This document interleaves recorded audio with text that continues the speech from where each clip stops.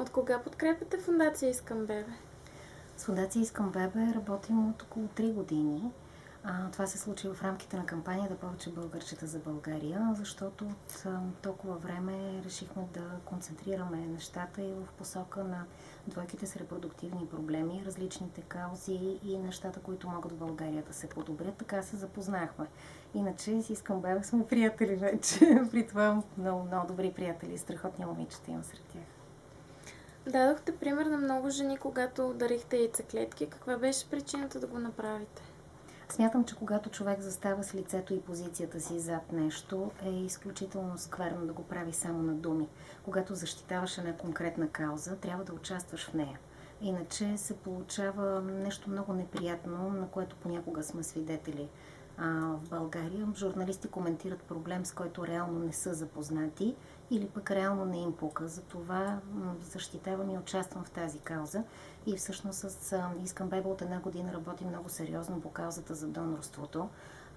Идеята е да разясним повече на майките, защото всъщност майки на деца на възраст до 34 години могат да станат донорки. Какво всъщност представлява донорството? Че то не е страшно, че е един страхотен хуманен жест и че една нормална човешка постъпка. Не е трудно, не е неприятно, няма нищо некомфортно, а е просто още една стъпка да бъдем хора и да помогнем на някой. Тройка на разсъмване имат зад гърба си кампанията "Човечността има лице" и "Повече българчета за България".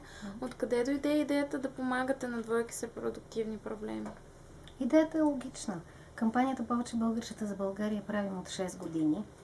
И тъй като всички сме свидетели с това, което се случи, още помним похода с празните колички, който направиха Искам Бебе и хора от Зачатие също. Тогава беше разтърсващо, няма да ги забравя тези кадри. Помня, че Слави Трифонов помогна тогава много и ето, че резултат фонда инвитро го има. Появиха се обаче и други проблеми, тъй като в Повече българчета за България сме говорили за много ситуации, през които минават младите семейства в България. Причините, поради които не желаят да имат дете или да го отглеждат в страната ни. Така се стигна и до една друга трудност, с която да помогнем на двойките с репродуктивни проблеми. В момента си имаме и бебета, тъй като в Човечността има лице се включиха всички клиники репродуктивни в България, дарявайки безплатни инвитро процедури. Някои от тях дариха и безплатни инвитро процедури до бременно с донорски материал и вече имаме бебета в страната.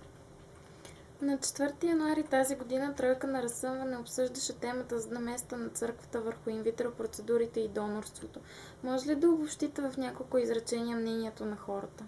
Това, което ми направи впечатление, не мога да обобщавам, защото имаше и крайни мнения, крайни позиции, но това, което ми направи впечатление, е, че хората скочиха. Това беше един ден, в който нямаше медия, в която да не се коментира, нямаше дом, в който да не се обсъжда това, което става. Хората скочиха първоначално по навик негативно срещу църквата. Много хора бяха обидени. При това съвсем логично, защото децата, които се раждат инвитро, живи и здрави да са съвсем нормални човечета. От страна на нашата църква имаше недопустими изказвания, намеци към един доста нацистски модел. За това, че едва ли не когато си правиш инвитро бебе и когато се бориш, и това не е никак лесно и продължава с години, ти си го подбираш все едно по някакъв каталог. Страшно много вярващи семейства с репродуктивни проблеми много страдаха и продължават да страдат от това. И силно се надявам църквата да направи всичко възможно да е по-близко до хората. Така че реакцията на хората, които ни звъняха и които писаха, беше точно за това. Църквата да е по-близо до хората, да не обижда и да не заклеймява, да върви с хората напред, с техните мечти, с тяхната вяра. Защото след като има Бог и Бог е благословил дечицата и битката на хората, значи Той ни е дал и възможността да се борим с болестите, да се борим и с проблемите, да оцеляваме. Това е още един шанс. А какво е вашето мнение по темата? Моето мнение е точно това, че хората имат право на избор и този избор трябва да им бъде даден. В Конституцията на България е заложено това, гражданите да имат право на избор.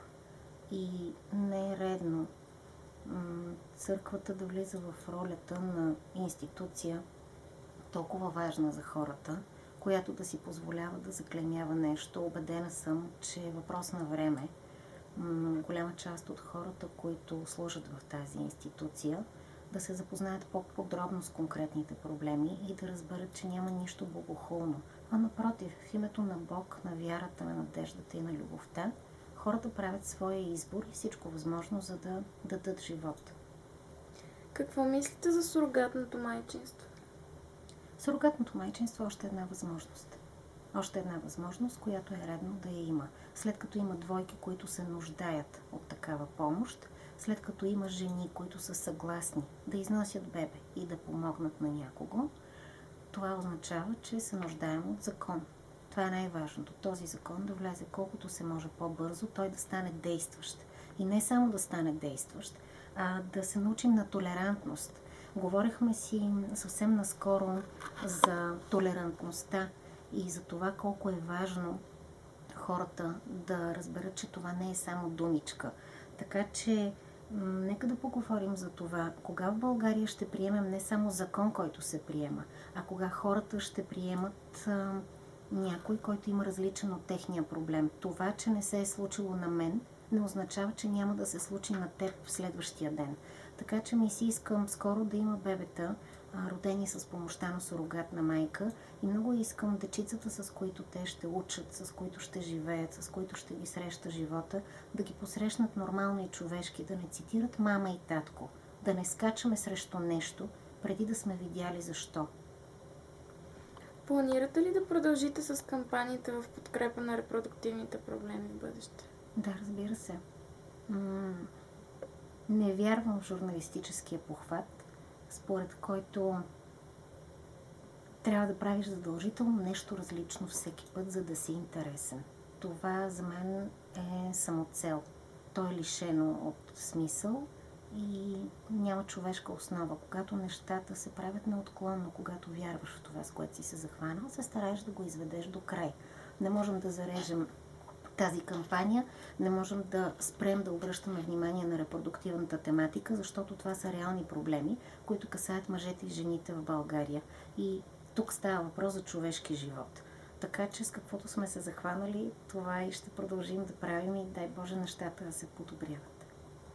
И като за край, какво бихте пожелали на Искам бебе? Не искам бебе ли? Разплаках се, да.